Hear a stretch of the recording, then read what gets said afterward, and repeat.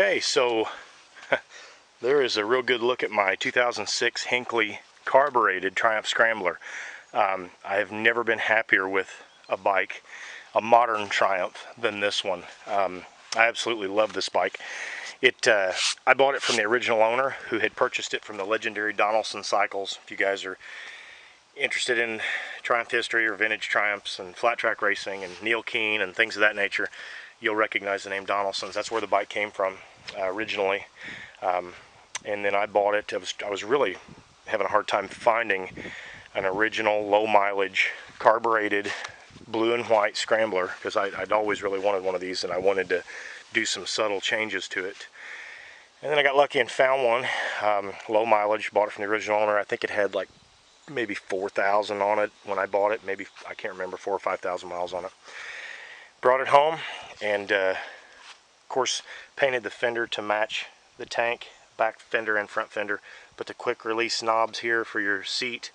Put a Saddleman gel seat on it, as opposed to the original white piping foam seat that will split you in half on a long ride. This thing here is actually really comfortable, and it rebounds, and it has a really good feel to it.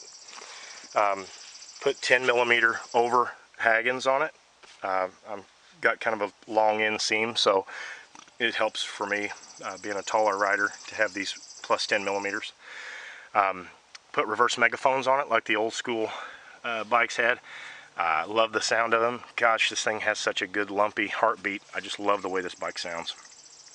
Put the Crossfly tires on it.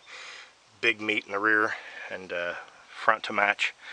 I just put these tires on before I went on my ride to the British and the Blue Ridge motorcycle rally, and I rode just under 2,000 miles in the course of about 3 days, and actually it was 3.5 days. And these tires were great. They handled the mountain roads great. They rode good in the rain. I rode through North Carolina, Tennessee, Kentucky, back up to Indiana in a piss pouring rain the last day, and those things really hooked the road good. No complaints out of those. It's a carb model, new pilots and new mains. You know, everything to kind of went back and forth, doing a lot of different things on the carbs to get it jetted properly where it needs to be with those pipes, and it's spot on right now. Thing runs perfect and just has tons of power. Got a center stand put on it, running Mobil 1 oil, Mobil 1 filter. Air injection's been removed, obviously, get rid of that. This bike was made in England, which is the only way to go, is to buy a Hinckley bike, and I'm kind of biased because I don't like the new Thailand Triumphs. Put 67 knee pads on it. This Parcel Rack, I made this. It's just an original Triumph Parcel Rack that I just made, stainless steel screws and suction cups too. Tank trim, Monza Cat from Norman Hyde. Looked forever for a pair of garden gates for these model year bikes, and I found a good pair, perfect, brand new old stock pair. Put Flanders number 11 flat track bars on it with Gran Turismo grips. These bars are awesome. They're so comfortable. I mean, they are just wonderful on a long ride. And just put a little peep mirror on it, which you can see out of.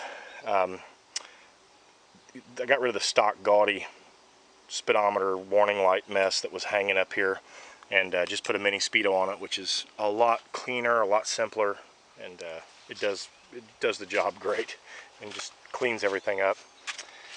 Rock guard, running an amber headlight, halogen. It's pretty cool. It's really bright at night.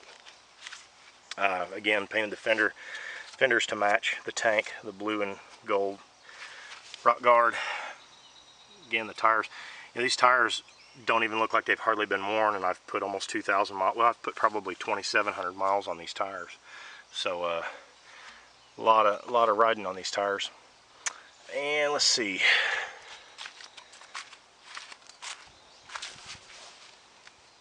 Give you another good look. I love that paint. That blue and white is just a gorgeous color on these bikes.